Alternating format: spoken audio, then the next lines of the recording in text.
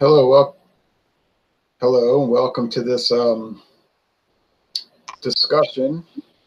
Yeah, there's progressive discussions. I'm getting ready to go full bore, so get ready, James P. Madonna. You may or may not like what I'm going to say. You're gonna do hunting for wild boar. You're gonna roast a big 1,000-pound boar in a smokehouse. I knew you'd do it. I knew it. Yeah, more than likely I'll just buy some pre-packaged hog's head meat from Amanda. But listen. Now listen to what I'm going to say, and then you can follow my lead, or you can come at me or whatever. All right. It was announced yesterday, and CNN was shocked. And I want everybody to watch and participate. People will criticize me, you're this, you're that, but I'm always telling them, you can come on air live, show your own face, use your real name, and come at me all you want. Wait a minute. You are live, and what the hell am I coming? What am I showing you? My freaking bed in the background? Wait. This is not professional. I didn't even know that. Wait a minute. If you can always click on the little thing and take your camera off if you feel self-conscious about that, which I don't think you do. Yeah. Cat's out of the bag. Right. I'm saying, and you're not one of those people. You're not one of the people anyway that will do that. I'm saying people have the floor if they'll come on with their real face and real name. You can't hide behind an internet persona and not show your face. Oh, we don't want to see no roosters or hedgehogs or whatever. Right. Or wombats. Now, yesterday it was announced that President Trump said he was going to, and he did this without apparently consulting his inner circle, the Congress, or anybody, which probably was a very wise decision, that he was going to effective immediately begin pulling all United States ground troops out of Syria. And I guess that could be done very quickly. And it caused an uproar on CNN, which I watch. That's the channel I watch. But the Kurdish people are under a lot of pressure because, from what I understand, ISIS, the presence of ISIS, is still very much there. And of course, Vladimir Putin is real happy that Trump wants to pull out. Okay, now give me 5 minutes. Okay, go ahead. And you can rebut, and then we'll read comments. Is the German Shepherd sharpening his teeth now? Yeah, it's 2 minutes after the hour. It's 2 minutes after the hour. So at 2:07 or 2:08, you got the floor for a minute, and then we'll look at the comments. All right. When Trump announced he was running for president in 2015, I never had much regard for him. Actually, I thought he was like a clown, a world wrestling entertainment clown. All right, but that's okay. He did the 60-minute interview, and he said, and they talked about Syria. He said, well, I don't understand this because why are we at odds with Russia in Syria? Because they're fighting ISIS, and supposedly the United States is there to fight ISIS, Islamic State in Syria, Iraq and Syria, or Daesh, as they call it there. So he said his opinion was the United States should probably team up with Russia to go after Syria, ISIS, not be opposed to Russia as Obama was. And I thought to myself, whoa, now this is very different than what we hear from the New York City establishment, the international finance establishment, imperialism establishment, whatever you want to call it. I said, this is very important. Then he said and this is when I knew hell was going to break out against him. He said he would take a position of neutrality as it concerned the Arab-Israeli conflict. And I said, that's going to be it for him. He's going to really catch it, which immediately he did. He went from being a clown overnight. Now he's a threat. I thought to myself, I figured this was going to happen. Now, so he gets elected president in a very close election on popular vote, which is not a real vote anyway. The Electoral College was a blowout, running against the ultimate establishment candidate, deeply embedded in the oligarch. Yeah, the New York City oligarchy, banking industrial complex, military industrial complex, Clinton. Now, and George Soros influence. Don't forget George Soros. I have never forgotten that. Soros. But so I just gotta simplify it. So now, so he got to be president. Now I knew he was going to come under like extreme pressure, like a pressure that we have not seen since November 1968. It was going to be very harsh. We had a candidate back then that showed some inkling that he might be anti-imperialistic, and he didn't last 2 terms, although he was elected for 2 terms. So no, in 2 years, he hasn't gotten a whole lot done because, first of all, it's very difficult to do that, to go to battle the empire, let's call it. Secondly, Congress, his own party is opposed to him. The Republican liberal establishment does not care for Trump. Naturally, the Democratic Party, which is both imperialistic and big government, they don't like him. All right. So we know it will be very difficult. Congress controls the government. The president is an administrator, much like a store manager. They don't own the store. They just say, you run the store. They can be removed by the ownership, the Congress. Congress can remove the president. The president cannot remove the Congress. So the Congress is more powerful. They control the money, and they can veto any presidential appointments. So I don't know why. Well, people don't know much. So they don't understand that the Congress, it's like Great Britain, the parliament is in control. Okay, Trump talks loud. He's childish in a way. He makes crazy statements on Twitter. He's very unrefined and unrestrained, which is a breath of fresh air, actually. In my opinion, I'm tired of these slick, rehearsed, Bill Clinton, George H.W. Bush, Obama, Bush 2, Reagan, Carter, etc. Presentations. Ford, not to mention Ford. So he announced he's going to pull the U.S. troops out of Syria. The war against ISIS is essentially over. And I made a comment on Facebook earlier today that I never could understand why the United States under Bush 2 attacked Iraq in 2003, nor why the United States of America under Obama attacked Syria in 2011 with the Obama-Clinton outfit. And so ISIS is a result of this aggression, because that made the playing field ripe for these sort of radical groups, which curiously never had an inkling or a motivation to attack Israel, which you would think would be their natural enemy. But anyway, that's another conspiracy theory. But so will he actually pull the troops out of Syria? This we don't know. We know that the chicken hawks, the imperialists like Lindsey Graham, are in absolute uproar about this.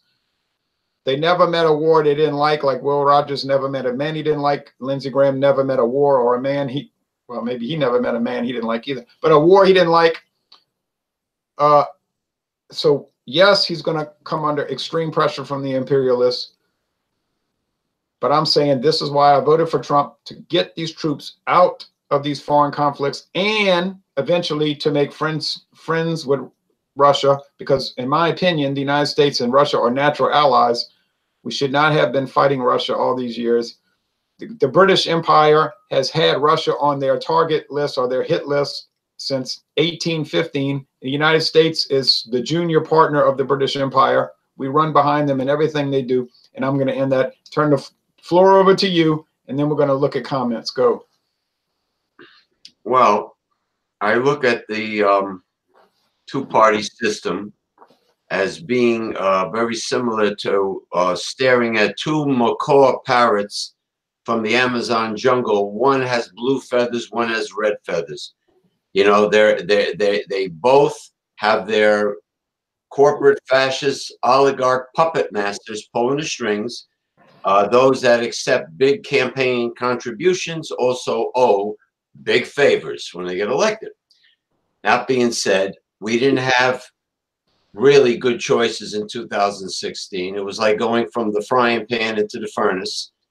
They're both sides were establishment. We all know that. Hillary Clinton, you know, I mean, you could see the system was rigged because the compassionate man who really cares about the little guy was screwed over. Popular vote, like you said, doesn't apply. So it is, in a lot of ways, a rigged system, like Jesse Ventura says, and the constitutionalists. Now, as far as Obama goes, I am very surprised. I just want to throw this out that the Obama administration seemed to have, they wanted to arrest Edward Snowden, which in my opinion is a hero and devoted to the Constitution of the United States. They wanted to throw him in prison. They wanted him to come back to the United States and face these charges where he just exposed people that needed to be exposed. Vladimir Putin, he's a businessman. He's a very wealthy. That's why him and Trump get along so well. But, you know, just like big oil, big agri, and big pharma, the military-industrial complex is big business. And of course, like Jesse Ventura said again, a politician is not obligated to meet with lobbyists if he or she does not want to. That being said, Donald Trump is not a politician. He's not a lawyer. He's a real estate mogul turned into a showman. People knew what they were getting. The people that showed up at Donald Trump's rallies were more or less the lowest common denominators in society. They weren't the brightest bulbs on the Christmas tree. But then again, all the intellectual liberals out there, almost 2/3 of the population did not bother to vote in 2016. But they go on social media to show how brilliant they are. You know, like someone that we know that used to be on Wild Card Wednesday, who came across as being very liberal and intellectual. These people did not bother to vote. So if you don't vote, don't complain. That's how I look at it. Pulling out of Syria. Of course, Putin's happy. Everyone else is not. Israel, but you know, but Netanyahu is another talk show. But the Kurds, I mean, I think it's a huge mistake. But then again, the military-industrial complex stands to lose money if the U.S. pulls out of the Middle East. And what do they care if middle-class and poor young men and women die, come home in a body bag, so the fat cats can make even more money, like Dick Cheney made with Halliburton. So take it over, Jay Terrio, while I get some Bacardi rum, because this is a Bacardi rum type of show. And I'm going to show you what I purchased today off of an employee gift card. Monologue. Okay, look. Naturally, the military-industrial complex would be very upset about U.S. troops coming out of Syria, not to mention Iraq.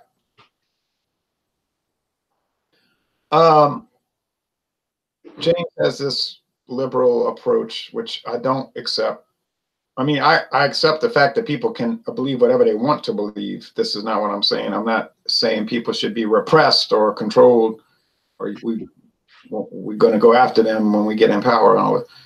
I'm taking an old traditional conservative approach, paleo conservative, whatever you want to call it, old right, anti-war. The old right, now remember the old right is free market, has always been free market and anti-war. So we're focusing today not on economics or banking or any of that, which plays a part in this. I'm focusing today on the concept of imperialism. And my working theory is this. Yes. Oh, that's too much. Got your favorite glass there to show some class for this political show. Hey. But I'm looking at the volume of that glass, and I would say that shows some danger. Well, this is the Bacardi 4-year-old Añejo rum. Danger, Will Rogers, danger. Now, I'm going to show you later what I bought. All right. But anyway, but these things get you so upset you want to drink a whole glass of Bacardi, really, or whiskey, or vodka, or gin, whatever. All right. So, yes, great. Very bad. And like you talk about the body bags, and you said, what do they care about the middle class guys coming home killed? Well, they don't care at all, obviously, these profiteers. But so a lot of times the old right wing and the left wing people, they'll come together in some ways in their anti-war. A lot of these anti-war people are not truly anti-war. I've noticed that over the years, but that's another topic. So in my opinion, this is only my opinion. I can only speak for myself. I can't speak for any other person on the planet. I represent no organizations except the Anti-War League of Louisiana, and I'm the only member at this time. But we don't support these foreign entanglements. We don't support U.S. troops across the oceans. We don't support this projection of power. And I did videos in the past about this. This whole idea that Russia is the enemy, and I can show you that they've been the target since 1815. And this takes an understanding, and I do not work for the Lyndon LaRouche organization, by the way, but this takes an understanding of the British Empire as it's been in existence since 1688, and in total control since 1689. The Battle of the Boyne. But you have to understand that these people like Lindsey Graham, etc., these are not people that are not, they are beholden to other entities. They are not, they have divided loyalty. You might have to wonder if their loyalty is even to the United States, or is it to other entities? Will it help Russia if the United States gets out of Syria? Well, it may help Russia, but my opinion is that's fine. I'm not an anti-Russia. I'm not a Russophobe. I'm not anti-Russian. I'm not part of the British imperial outlook worldview. So we're Jacob really matters to me. And now I'm going to read some comments, but go ahead real fast. Jacob Rothschild, I think, has his main office headquarters in London, right? The $100 trillion infamous Rothschild family. You know, the big kahuna of secret societies. Yeah, not so secret. The Rothschild family basically financed the British effort to overthrow Napoleon in 1814, 1815. Now that's well known. The British, they had no way to defeat France under Napoleon, the revolutionary government of France under Napoleon Bonaparte, the self-appointed emperor, Napoleon I. But the Rothschild family, the Rothschild banking industry, financed that war for whatever reason, and I think the events of 1947 and 48 would clarify that. Financed that, and the British just destroyed Napoleon, and I'm not a fan of Napoleon by any stretch of the imagination. Right, and I think the Freemasons have a headquarters in the UK also, don't they? The Freemasons. well, since you brought it up, you know, hey, I was saying a song about Waterloo, but I digress. All right, continue. Waterloo. Yeah. If we start looking into York Rite and Scottish Rite, Freemasonry, and we could really get into a situation where this video could go on for a long time. But well, now the ancient Orient Masonry is in France, though. However, but that's another story. The ancient order. But so the British needed help to defeat Napoleon, though. They needed help, and the country that, to a very large extent, helped them defeat Napoleon was Russia. the Russian Empire under Nicholas. And not to mention Prussia, the Prussian, the Hohenzollerns. But the British were very curious. And I heard another country, I was reading some literature from another country, I won't mention that country at this particular moment. They had a very interesting theory. They said, if you look around Europe and look at the history of Europe since 1689, just look at any two countries that are fighting in Europe having a war. Doesn't matter who they are. Whatever countries lose in that war, the British will team up with them. And I thought to myself, let me think about this. And the reason being is they always want to make sure that no country threatens their supremacy. So if two countries are fighting, whoever's losing, the British help them. And after they defeated Napoleon in 1815, they looked around Europe and they said, who's the biggest threat to our supremacy? And their target was St. Petersburg, the Romanovs, and Russia. And so the Cold War, when we look at the roots of the Cold War, it really goes back to 1815 when the British targeted Russia. Now, did they take their focus off of Russia for a while? Yes, because another empire rose in Central Europe, in Berlin, in 1871, the German Empire, the Second Reich. Now, at first, the British paid little mind to them because, after all, they were related to the Germans. The British and Germans were the same family, to a large extent. The British royal family is German. Yeah, Anglo-Saxon. The Angles and the Saxons were Germanic. But even more specifically, the British royal family, they call themselves the House of Windsor. But that's an adopted name that they adopted in 1917. The actual name of that royal house is the House of Saxe-Coburg and Gotha. Saxe-Coburg-Gotha is a German dynasty. But anyway, Well, they focused on taking down Berlin and Prussia, Germany, the Second Reich, which they succeeded in doing. Now they had to fight them again in 1939 to really take them down. But then once that country was out the way, then you'll notice the focus immediately went back to Moscow, now the new capital of Russia. Well, it used to be the capital, and then it wasn't the capital, and now it is again, Moscow. So this Cold War has been going on since 1815. And Syria, look, if people don't know anything about world affairs, you have to understand, Syria has nothing to do with Syria, okay? It has everything to do with Washington, D.C. and New York City and Moscow and St. Petersburg. That's what Syria has to do with Russia and America. Forget Syria. That doesn't matter. It's like Vietnam. If you think the Vietnam War was about Vietnam, you don't know about Vietnam. It was at the Gulf of Tonkin lie? Well, I mean, that's part of it. But the Vietnam War had nothing to do with Vietnam. The Vietnam War was about the United States and Russia, okay?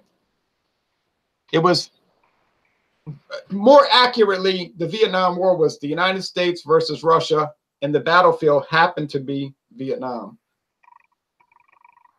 Syria is the United States versus Russia, and the battlefield just happens to be Syria. Now, people are going to jump in and say, oh, no, there's a lot more factors. I understand there's a lot of auxiliary factors.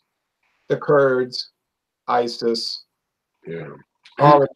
These things don't matter. They don't matter. Okay, what? No organized army has really ever defeated guerrilla warfare. An adversary practicing guerrilla warfare. Well, yes, they did defeat guerrilla warfare in Malaya in 1957. The British did, and in a way that gave the United States confidence that they could defeat the Viet Cong a few years later. But there's a lot of factors that the U.S. wasn't considering that got them very confused. The British and Australian armies were successful in Malaya, but that they weren't. The United States forgot about the importance of geography. It's a fascinating part of history is when the Appalachian people defeated the British Redcoats during the Revolutionary War. That's a good example of Native American style guerrilla warfare, defeating a bunch of fools that march out in an open field to address.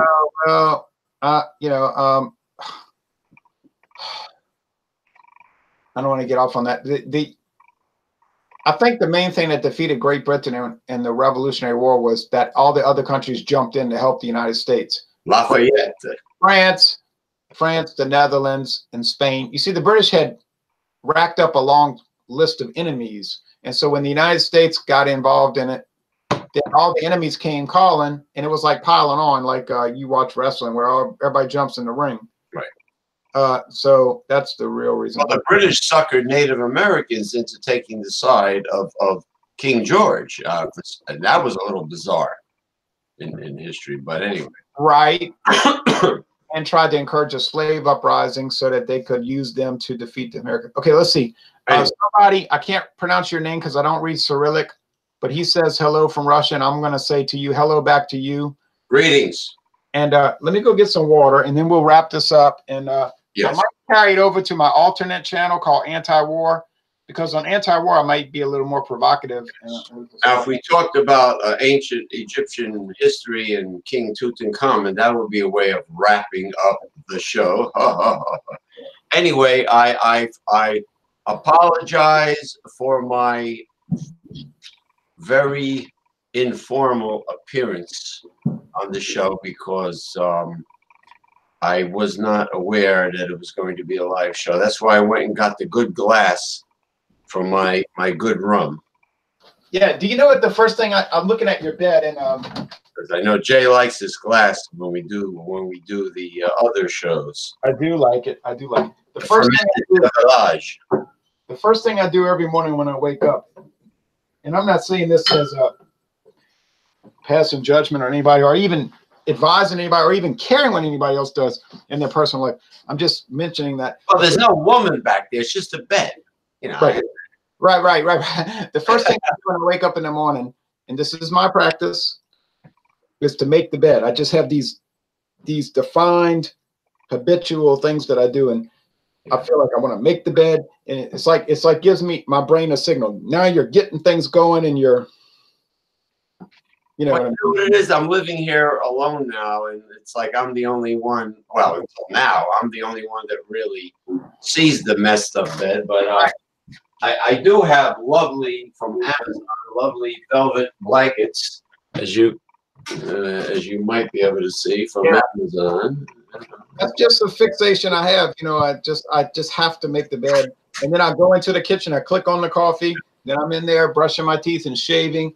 It's ritualized behavior. I turn on CNN and listen to them go after Trump, and then I listen to that, you know, and shave and wash my face, and then. Well, those dream catchers back there are actually from Oklahoma. They were given to me. They have historic significance. They're not just some run-of-the-mill dream catcher that you find in a Western store. They actually one is called a Mandala. Yeah, they're actual.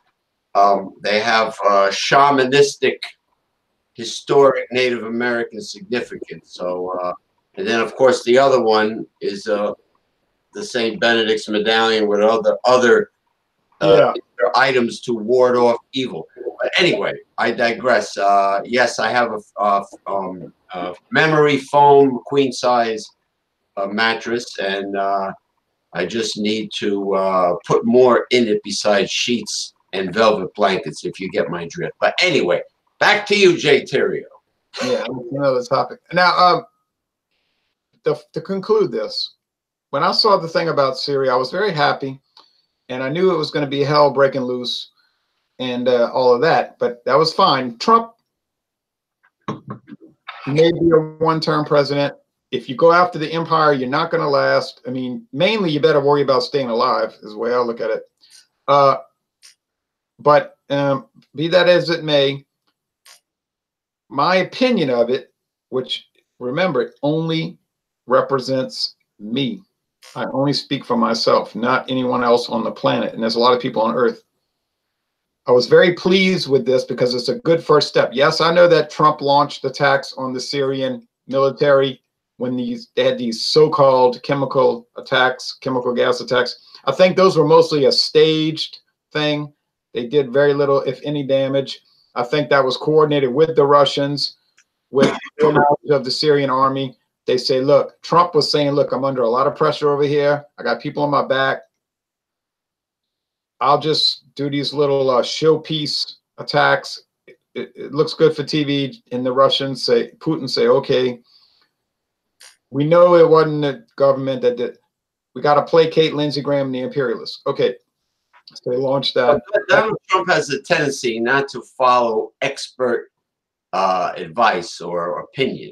Yeah, that's why I like Donald Trump, because in my opinion, expert advice means you're following the empire. So he's surrounded by deep state people. You have to understand, he was not surrounded by me and my crowd. He's surrounded by your Yale University Skull and Bones, Woodrow Wilson type outlook. He's surrounded by, and maybe that's by design, that he wants these people around him, because he doesn't. I know Trump has a very peculiar and eccentric approach to everyday behavior, not to mention world affairs. But the final view here is, I'm very pleased with pulling the troops out of Syria. I don't care what the U.S. military industrial complex thinks about it, or the imperialists in Congress like Lindsey Graham. I'm very happy. He should not have consulted with them, because their only advice is to have more war everywhere for everybody. Yeah. Oh, by the way, Chuck Schumer is also establishment. You know, don't be fooled. Without any question, he is on the same team. Chuck Schumer's on the same team as Lindsey Graham. People get confused by DNR, Democratic and Republican. Please do not pay any attention to those words. Lindsey Graham and Chuck Schumer are on the same team.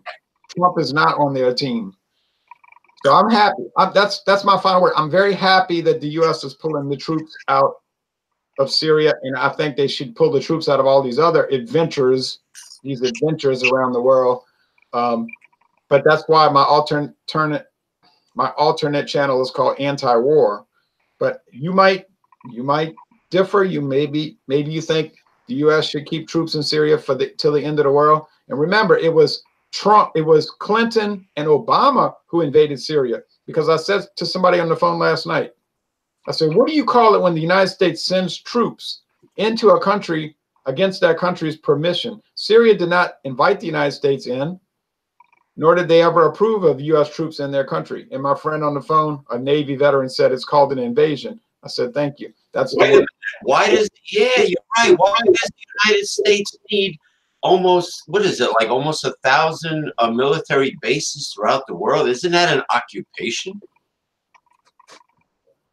If one looks at it from an anti-imperialist and anti-war viewpoint, it's certainly an occupation. But I get into a lot of conflicts with my neoconservative associates on the internet, and but they don't know much. So I think these occupations' sole purpose is to steal, to put it in layman's terms, the natural resources that are sought after in these countries. I think that is the underlying reason for the occupation, in disguise of protecting us. And by the way, the only time the United States needed protection was during World War II, when the German U-boats were off the U.S. coast, and of course Pearl Harbor was attacked. Other than that, our freedoms, so to speak, you know, aside from 9/11. Yeah, don't get me started on the events of 1939 to 1941, because that'll be another 10-hour show. That's true. Well, that's just to stimulate a new topic. That's the rum talking. Hey, look. Not really. No. All right, look. I did two whiskey taste challenges today, I might add. I know. The Emerald Mystic said you did well, he was awake. I wasn't. Said you did a fantastic show as always. Oh, thank you. Well, so we're not going to change. I mean, I'm saying we, meaning myself. I'm not going to change. I mean, I'm going to come on here once a month, and I'm going to do anti-war topics and world affairs. Absolutely nothing. Say it again. Yeah, so if people get angry, you know, I'm sorry. I have a right to express my view. People have a right to not watch. They even have a right to. And this is the best part. This is why this show is the best bargain on the internet. Because if people have a problem with what I'm saying, and they may, I think to a large extent they don't care, which is fine too. But they're invited to come on live, showing their real face and their real name, and rebut what I'm saying. You can come on here and give a counterpoint, and I will not stop you from talking. We want to see real people with real account names that are going to take the bull by the corns, like Archie Bunker used to say, by the horns, really. Not aliases. Right. So you can come on here and counterpoint any of these topics, and you can do it at, like Archie Bunker said, you can do it at the sperm of the moment. You don't have to prep. You don't have to check with me. I don't have to check your background. You have a floor to do it. James was not alerted that this was about to happen. He just got an invite and he jumped on. All right, so now people know the casual, progressive discussions. He doesn't have costumes today. Now look. No, but I got the Jews harp. He's got a Jews harp. I'm not gonna sugarcoat these things. James is left wing, and I'm right wing. And I don't hide behind that or hide from it or try to disguise myself or dance around it. This is a known thing. Huey Long, bipartisan connection where we, based on common sense facts and reality, proven facts. Myself and Jay Terrio have a common sense unity. Where we know how to agree. Right. So if you're anti-war, there's a lot of common ground. See, so Huey Long, who was, by the way, shot and killed in 1935, he made a speech. He used to make this speech a lot, kind of like Malcolm X would make that field Negro and house Negro speech. But Huey Long, one of his common speeches was about the high papillorum and low papahyrum. And he said this. He said the Republican Party and the Democratic Party was like the patent medicine guys that would come around in Louisiana in the 1890s. And he talked about it like this. He said they had a medicine they sold called high papillorum. And then they had another one called low papahyrum. And he said a guy asked the patent medicine seller one time, he said, hey, you keep talking about these two medicines, kind of like the Democrat and Republican parties. Like kumquats and loquats. Yeah, he said, well, is there a big difference between high papillorum and low papahyrum? And the patent medicine man said, considerable difference. And I'll explain it to you. He said, low papahyrum comes from a tree. And they take the bark and they scrape the bark off the tree from the bottom to the top. He said, now high papillorum comes from that same exact tree, but they scrape the bark from the top down. And that's your difference between the Democrat and Republican parties. In other words, Huey Long said there wasn't a dime's worth of difference between the two. Oh, by the way, that's how cinnamon is harvested, by the bark, stripping the bark. But anyway, I digress. So the Democrat and Republican establishments are about as different from each other as high papillorum and low papahyrum. I'm telling you, no matter what Jay Terrio live show you watch, you will get educated, whether it be hard liquor, fine wine, craft beer, or politics, or sometimes I call it politics. But anyway, yeah, you will get educated. I do agree with that. I do agree with that. And now I have even more shocking news. Uh-oh. As we end this. Now, I don't know if there's going to be any hangouts on anti-war, but I might. I did a review and an examination of Myers' rum, which has been on the market since 1879. It's the darkest rum available from Jamaica. And I mean, it's dark. It's so dark. Yes, it is very dark, and it is a legendary rum, along with the Bacardi company, which started in Santiago, Cuba. Right, Santiago de Cuba. Santiago. In 1862. Now here, Brother. I got a gift card from my employer today. Oh, that was nice of them. Yeah, $15. It's a nice gesture. It's 50. not much money these days. That's all right. I'm not complaining. I wasn't expecting. I mean, I was expecting it because I get it every year, but I wasn't. I'm not one of these people that demand people give me things. All right. So I'm looking around in a store and I'm thinking, what can I get for $15? Well, I had to pay $1.44 for it, but the other 15 was on the company, and I bought this Bacardi Black. Oh, that's what I bought before the añejo. Yeah, it's a good bargain, by the way. I don't know anything about it. It's like I said, $15.99. Oh, I'm sorry, it's $14.99. $14.99. And you can put that right in the freezer, and it will be icy cold and not freeze. I don't know a thing about it. It's from Puerto Rico. Well, it's a good rum. I think you're gonna like it. Yeah, and it's what's the alcohol? It's 80%. It's 80 proof, 40% alcohol. So I think, and then the next thing I have in line is a little lighter. It's called Bacardi Gold, which I've also never tried. I've seen that there too. Yes, another famous item from Puerto Rico. And then the third thing. The third in the lineup is called Bacardi Superior. It's the white Bacardi. So of course, I've never had a white rum in my entire life. Never had a gold rum. So I have three things lined up, upcoming. Okay, here is mine.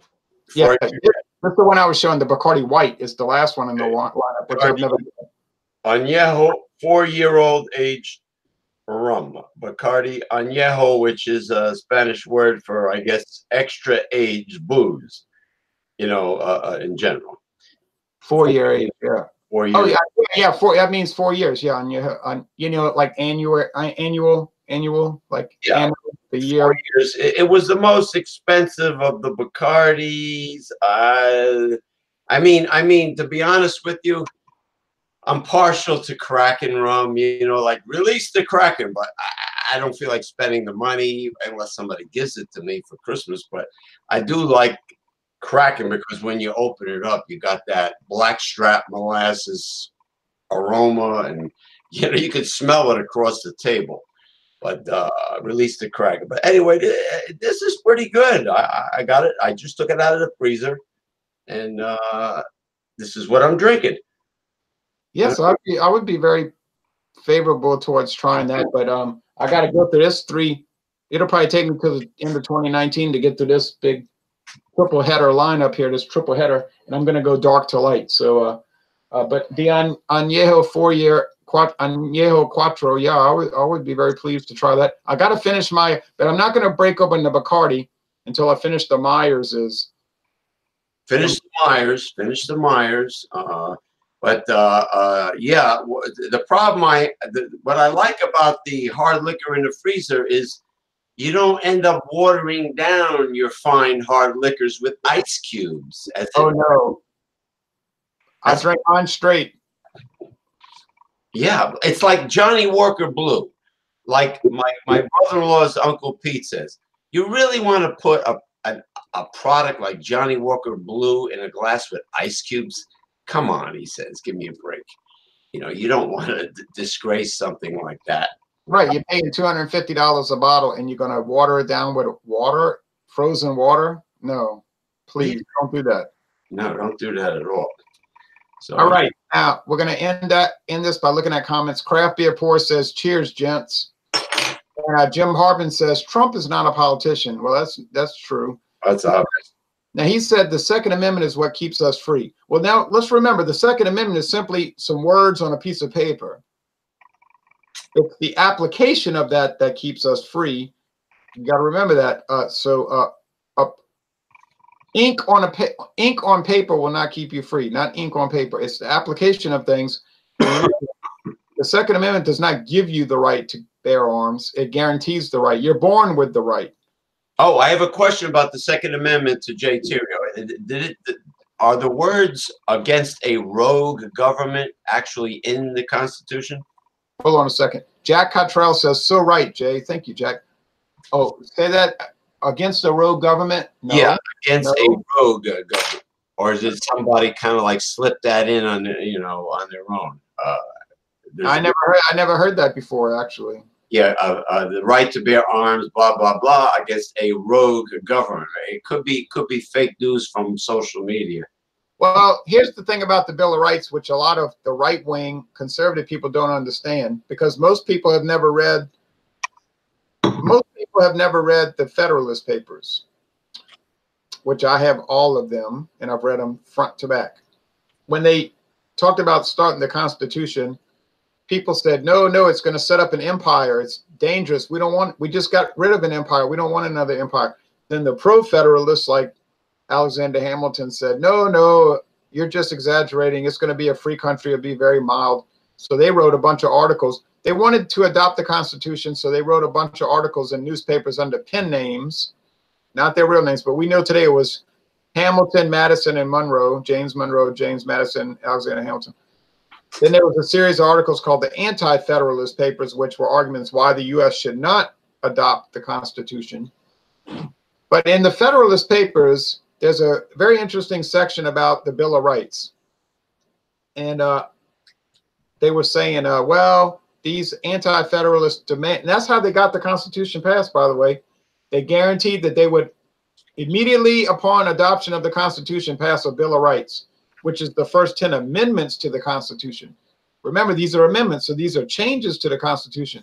The Bill of Rights were not originally in the Constitution. They were added immediately afterwards. And this is what Alexander Hamilton and James Madison and James Monroe's argument was against the Bill of Rights. And I agree with this. They said the Bill of Rights is a trap. Because here's the argument. You guys like Thomas Jefferson and all of them, you demand that we put in a Bill of Rights saying that the U.S. government cannot do these things. The problem here is that the U.S. government does not have that power anyway. There's nothing in the Constitution that says the U.S. government can take away your guns, can restrict your freedom of speech, can seize your property without cause, unreasonable search and seizure, can cruelly or unusually punish you. There's no power delegated to the U.S. government to do these things. But you want us to add a Bill of Rights that says the U.S. government cannot do these things. So what you're doing is you're implying that somehow they have that power. You're implying that they have a power which they do not have. And it's very dangerous to put that in there. But the people like Jefferson, Thomas Jefferson said, we demand it. And Alexander Hamilton warned, don't make statements that the U.S. government cannot do things that they have no power to do, because now you're setting the precedent. You're legalizing the implication that they have such power. And now we know that all of those things are being done, restricting speech, taking away people's right to bear arms. So from a really extreme right-wing viewpoint, we would say, no, the Bill of Rights are not good because they imply that the government has powers which they don't, in fact, have. So the whole thing is awry. Really, it's been awry since 1787. But anyway, that's enough preaching from me. Okay, ready for a closeout with the Jew's heart? I'm always ready for that.